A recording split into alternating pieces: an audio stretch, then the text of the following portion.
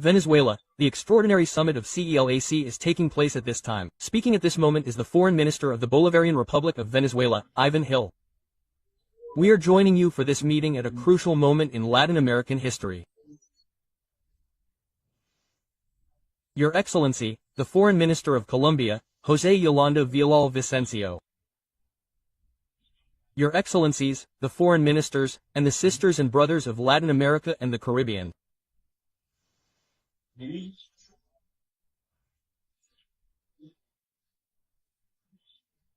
I address these words today on behalf of the constitutional president of the Bolivarian Republic of Venezuela, Nicolas Maduro Morov, to denounce before this community of states an extremely serious event, an event that transcends Venezuela and directly challenges the conscience, historical reasoning, and political responsibility of all of Latin America.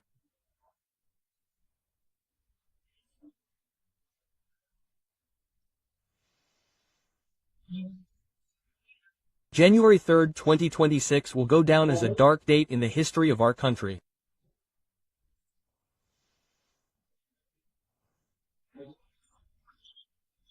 That day, the current government of the United States of America openly and deliberately violated the zone of peace in Latin America and the Caribbean, unanimously proclaimed by the 33 states that make up CELAC.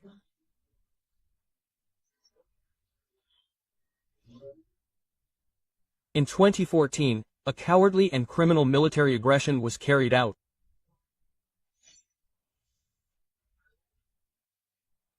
Venezuelan civilians and military personnel were murdered and the illegitimate constitutional president of the Bolivarian Republic of Venezuela was kidnapped.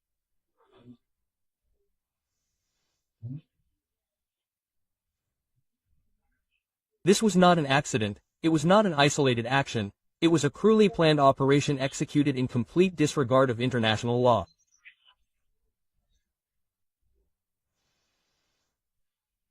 Fundamental principles that sustain the international legal order were violated here. The Charter of the United Nations, the cornerstone of the international system, was violated.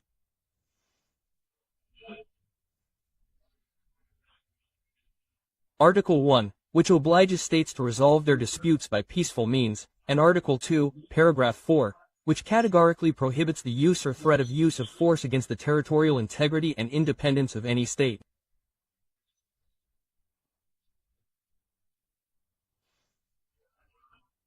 Article 2, Paragraph 7, which enshrines the principle of non-intervention in the internal affairs of states.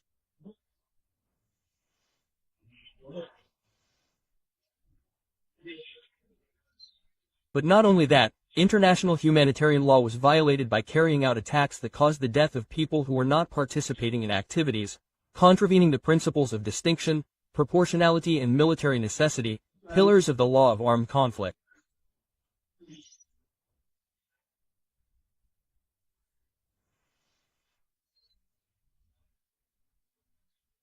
Fundamental human rights were violated, particularly the right to life, the right to personal integrity and the right to security protected by international, conventional and constitutional law.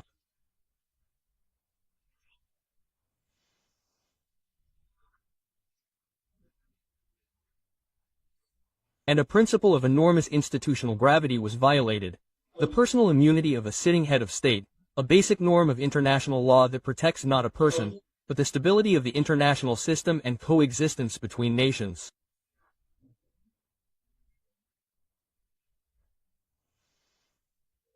Whoever kidnaps a president kidnaps the sovereignty of a people. And the most alarming thing is that this election was warned.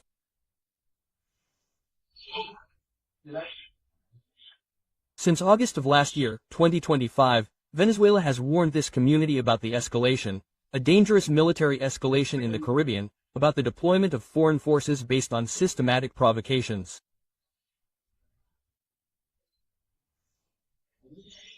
Most of the CELAC countries expressed their concern at that time. President Nicolas Maduro clearly warned that the peace zone was being violated. It was not a surprise, it was an announced aggression.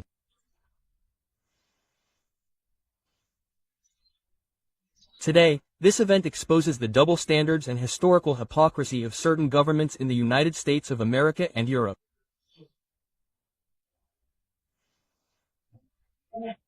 For years, they have used a supposedly moral discourse to attack Venezuela. They spoke of democracy, they spoke of human rights, they spoke of international legality. The facts, esteemed foreign ministers, demonstrate that they were never interested in any of that. Whoever bombs, whoever kills civilians, whoever kidnaps a president, cannot defend human rights. Whoever violates the Charter of the United Nations cannot speak of an international order based on rules. Whoever disregards the sovereignty of others does not believe in democracy.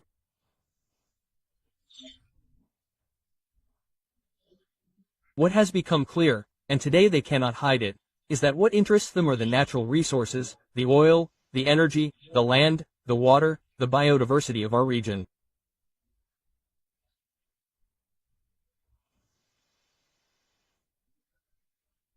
They have said it themselves. The masks have definitively fallen. That is why we state with absolute clarity that this attack is not just against Venezuela, it is an attack against Latin America and the Caribbean. Today it was Venezuela, tomorrow it could be any other country that decides to exercise its sovereignty. And here CELAC faces a historic responsibility. CELAC cannot hesitate.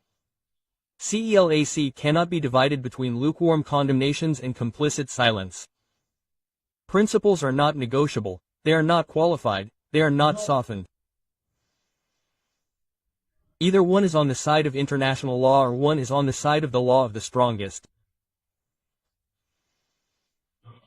The countries of CELAC must step forward because remaining silent in the face of this aggression is tantamount to endorsing it. Venezuela is willing to assume this historic responsibility. And we say this based on our history. Venezuela is not just any country. Venezuela is the birthplace of Simón Bolívar, the liberator. It is the land of Antonio José de Sucre, the great leader of Venezuela, the only country in the history of humanity whose army used continents not to dominate, but to liberate.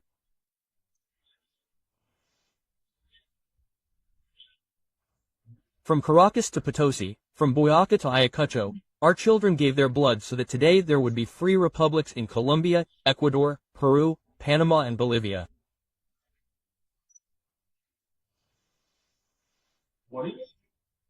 Bolívar did not wear chains, he brought independence, he did not bring plunder, he brought freedom. That is why our struggle is a struggle of principles. Today, Venezuela, despite the attack, is at peace and calm. Its institutions are fully functioning. Its constitution is very robust. There is a constitutional president, Nicolas Maduro Morto, who although he is currently illegally kidnapped, continues to be the head of state in full exercise of his mandate.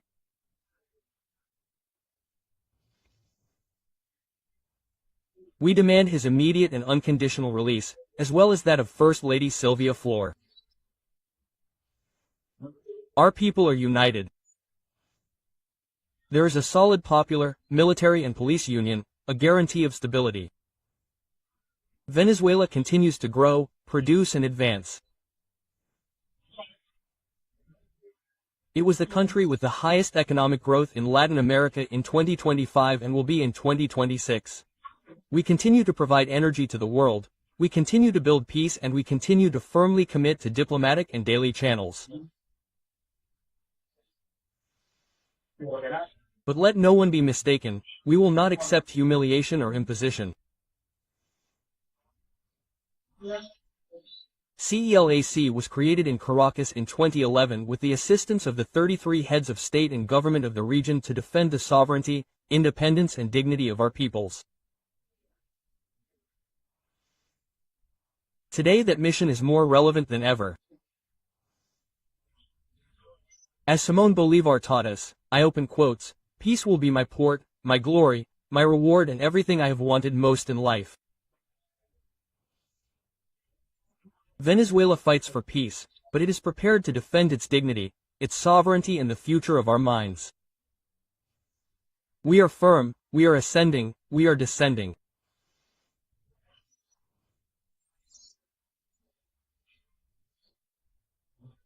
I must point out in light of the recent statements by the Secretary of State of the United States, Marco Rubio, that it is important for this community to assume that Venezuela continues to be under threat, continues to be under siege and that it is extremely important for CELAC to immediately demand the re-establishment of international legality.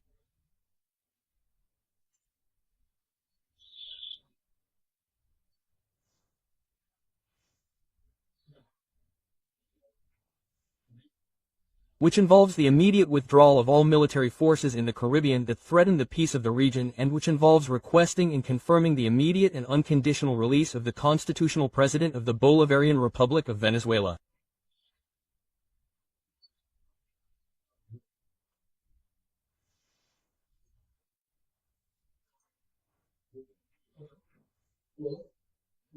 In this regard, we propose that at this meeting we discuss the necessary institutional mechanisms under the leadership of the pro-tempore presidency of this organization in order to immediately restore the violated international legality and have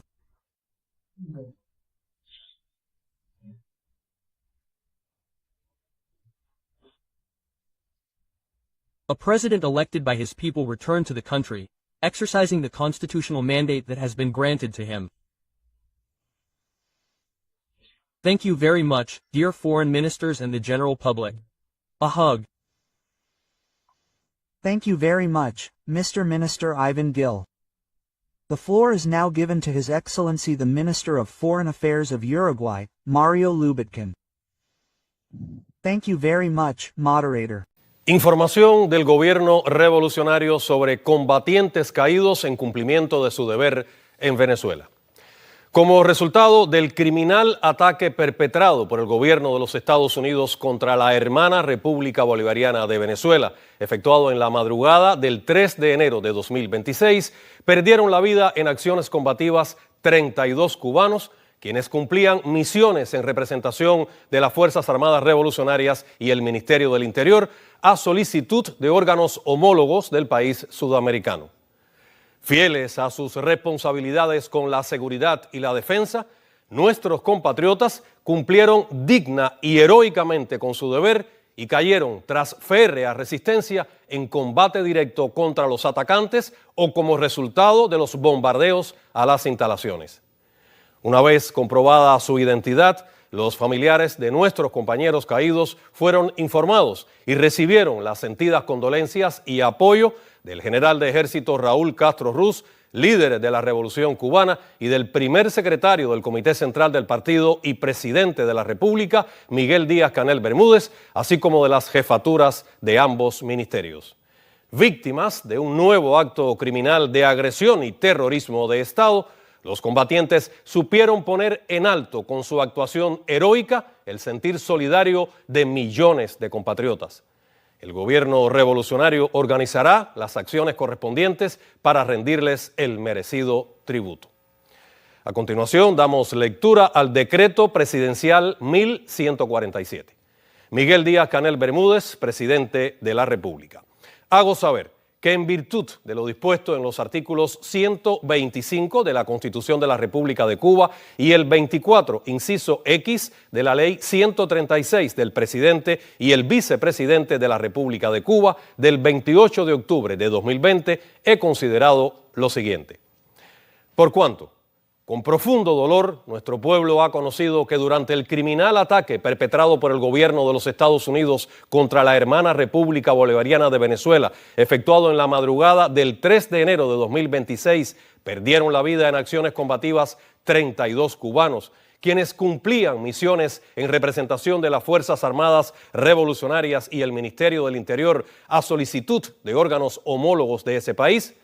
Nuestros compatriotas cumplieron dignamente con su deber y cayeron tras férrea resistencia en combate directo contra los atacantes o como resultado de los bombardeos a las instalaciones y supieron poner en alto con su actuación heroica el sentir solidario de millones de compatriotas. Por tanto, en el ejercicio de las atribuciones conferidas por el artículo 128, inciso ñ de la Constitución de la República de Cuba, he decidido dictar el siguiente Decreto Presidencial 1147. Primero, declarar 2 días de duelo nacional a partir de las 6:00 am del día 5 de enero hasta las 12 de la noche del día 6 de enero de 2026. Segundo, disponer que mientras esté vigente el duelo nacional, la bandera de la estrella solitaria se hice a media asta en los edificios públicos e instituciones militares. Tercero, durante la vigencia del duelo nacional quedan suspendidos los espectáculos públicos y actividades festivas. Cuarto, los ministros de las Fuerzas Armadas Revolucionarias, del Interior y de Relaciones Exteriores quedan encargados del cumplimiento de lo dispuesto en el presente decreto. Publíquese en la Gaceta Oficial de la República de Cuba, dado en el Palacio de la Revolución a los 4 días del mes de enero de 2026, año del centenario del comandante en jefe Fidel Castro Ruz, firmado Miguel Díaz-Canel Bermúdez,